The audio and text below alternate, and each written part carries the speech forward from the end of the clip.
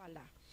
Dimos un giro hace algunas semanas para analizar los textos sagrados. Bueno, ahorita vamos en el Kalevala, la Biblia finlandesa. Esta Biblia, como les decía la semana pasada, tuvo su origen realmente en el erudito finés Lonot, que se dio a recopilar todas las leyendas, todas las mitologías de los 11 pueblos que en aquella época formaban el grupo finés. Bueno, estos grupos se separaron a través de los siglos y entre ellos estaban los lapones y todos los del norte de Europa. Inclusive los rusos, el origen de los rusos también, la ruso, también estaban dentro de este grupo. Bueno, actualmente a esta recopilación de leyendas y mitologías pertenecía a una tierra que se llamaba Caria. Caria, la histórica Caria de hace muchos siglos, cuando estos grupos eran una sola tribu. Cuando se separan todos, bueno, se divide Caria entre Finlandia y Rusia. Por eso de ahí la cercanía en muchas mitologías. Quiero decirles también, la mitología escandinava o se asemeja muchísimo a todas las mitologías que tenemos de países del mundo, de grupos de población antiquísimos. Y bueno, todos parece que tienen las mismas, que cruzaron la misma historia o han cruzado las mismas historias, porque nos da la impresión de que los cataclismos que azotan a la tierra son cíclicos. Además, sumemos a eso la obra del hombre, quizá con avances tecnológicos muy, muy avanzados en épocas hace siglos, provocaron también todos esos problemas de desastres cósmicos. Bueno, la Biblia, en realidad, según muchos eruditos, y yo estoy de acuerdo con ellos, la Biblia católica o judía, el Génesis, solamente nos relata un suceso, un cataclismo. No sabemos si cuando la formación del mundo o qué es lo más probable, está comprobado ya con el estallido ese de la partícula de Dios, pero todas las demás también nos hablan, y los diferentes desastres nos hablan de diferentes catástrofes climáticas, cósmicas, quizá caída de aerolitos, quizá provocados. No tenemos duda, digo yo no, pero los eruditos, arqueólogos y antropólogos fineses, en que el Kalevala pertenece a una época quizá o más antigua que la Atlántida por el desenvolvimiento físico y antropológico de los seres humanos, o quizás se refiera a las catástrofes que asolaron, de las que nos cuentan el Mahabharata. ¿Y por qué? ¿Por qué digo esto? Porque recordarán ustedes que en el Mahabharata hay una parte que dice que los monos vienen del hombre, no el hombre de los monos. Eso siempre ténganlo en cuenta, aunque contradice en cierta forma la teoría de Darwin. Darwin ya en esta época está comprobado que su teoría de la evolución sí funciona, pero no totalmente como él dice que venimos del mono. Y para eso tenemos los textos sagrados que nos dicen que parece que el hombre, después de una gran catástrofe, retrocedió a ese estadio primitivo y le creció pelo en el cuerpo por los desastres climáticos. Siempre que han azotado estos desastres climáticos a la Tierra, cósmicos, lo que sea, el ser humano se transforma, tanto psíquicamente, psicológicamente, como físicamente. En este caso, por ejemplo, el Kalevala, analizándolo bien, nos da la impresión de que hubo un retroceso tan enorme en 7 siglos, que quizá los hombres regresaron a ese estadio primitivo, y a lo mejor les creció el pelo, porque el Kalevala dice que creció el pelo por el frío que hacía. Según la leyenda del Kalevala, bueno, Luonatar, que no fue la primer mujer, lo dice el Kalevala, pero era una gigante, hija de una diosa, y ella también era una diosa. Y entonces su embarazo dura 7 siglos. Imagínense, 7 siglos.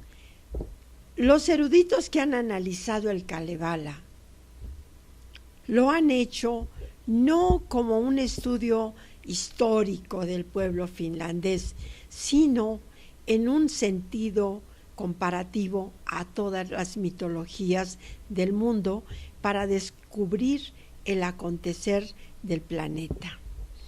Entonces, bueno, pasemos, por eso es la diferencia. Ustedes pueden consultar el Kalevala en internet, en muchos autores, pero el interés de estos eruditos fineses es analizar los símbolos que representa cada relato. En este caso, bueno, pues Luonatar, la madre de Vaimonen, es en realidad, se puede pensar que es una extraterrestre, una gigante, y que eran gentes que estaban esperando que el planeta estuviera habitable nuevamente, y para crear o ayudar a evolucionar a los que habían sobrevivido, porque ya estaban en precarias condiciones, adaptados, porque los seres todos nos adaptamos a los medios ambientales. Entonces, bueno, el Kalevala nos dice también que esta mujer, que muchos piensan que es un grupo extraterrestre, y Vainamonen en realidad es el primer ser con el que trabajan genéticamente.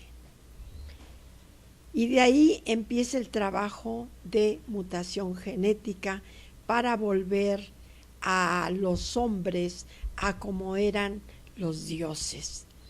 Porque acuérdense que en un principio también pues ya habían metido la mano en el cambio genético, y lo siguen haciendo para regresar a la humanidad a ser como la conocemos ahora.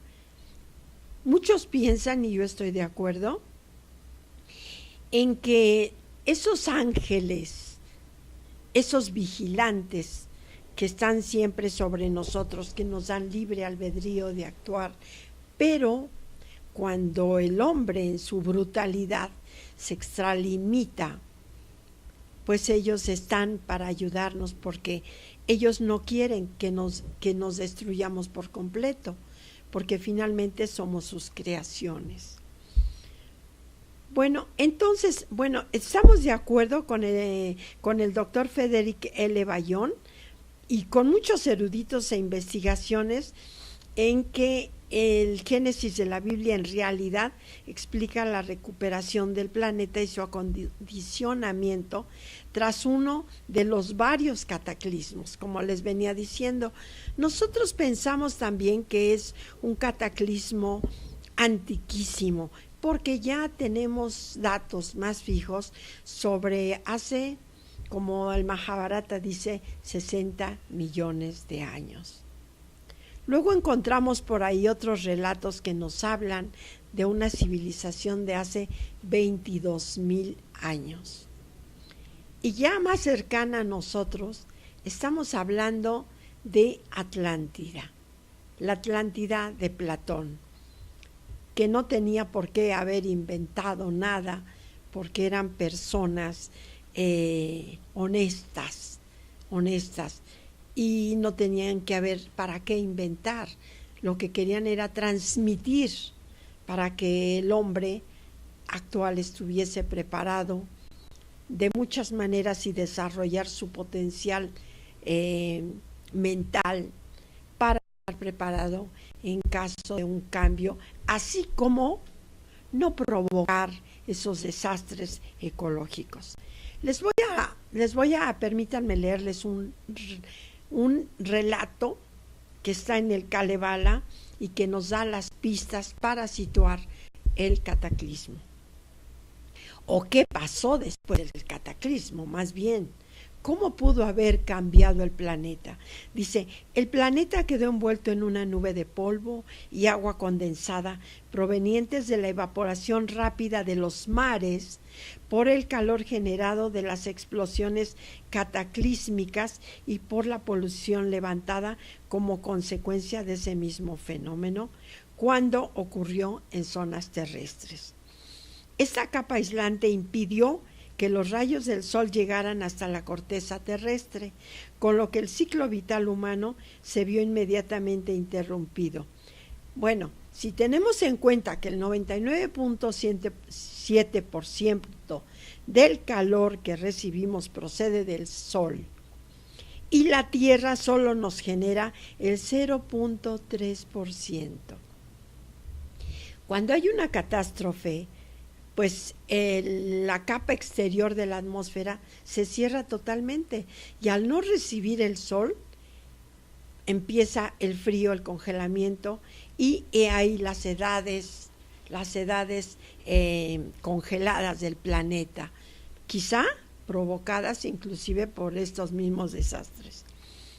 Dice, así nos podemos dar una idea de las condiciones en que quedó el planeta. Bueno, no entran los rayos solares, hay mucho frío y se forma un círculo vicioso que solo podía romperse de dos formas: o esperar miles o tal vez centenares de miles de años para que esa capa se evaporara, o hacerlo con implementos actuando desde el exterior. ¿Quién lo podría hacer?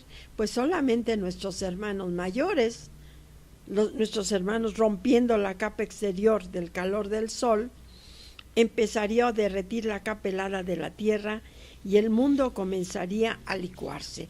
Sí, pero ahí había otro peligro. Los mares crecerían de manera desorbitante al desintegrarse las capas flotantes de polvo y agua que flotaban condensadas. Al licuarse el agua arrastraría también el polvo que mantenía en suspensión, anegando la tierra de barro flotante, haciendo aún más difícil la vida de los hombres que hubiesen sobrevivido. Segundo, los escasos supervivientes del cataclismo, es a lo que yo me refería, ya se habrían aclimatado a ese ambiente totalmente deteriorado, pero de manera negativa. Habrían pasado de una sociedad de convivencia a otra de supervivencia.